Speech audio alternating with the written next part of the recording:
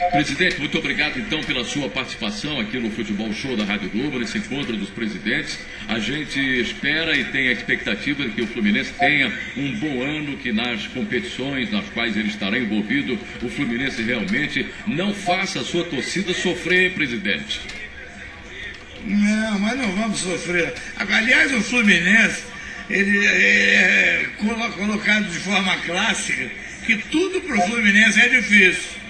Então, a gente vai ter que não sofrer.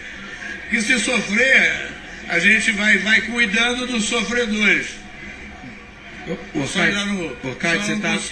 Orcade, você está atravessando até a minha frase agora. Quem sofre sou eu, Orcade, não é você. Mas se você quiser, fica com essa que eu vou adorar, Orcade. Qual é a frase? É verdade. Qual é a frase? A frase qual é mesmo, presidente Maurício? Tudo é mais difícil para o Fluminense. Isso é do Botafogo. É mais sofrido.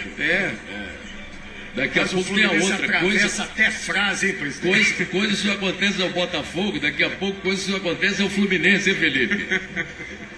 Essa vai entrar também. É verdade. E Presidente, aí, Maurício, está muito quente aí, não? muito. Não, aqui não. Aqui no estúdio está tranquilo. Aqui parece que eu estou na Sibéria. Mas enfim. Não tanto. Eu digo para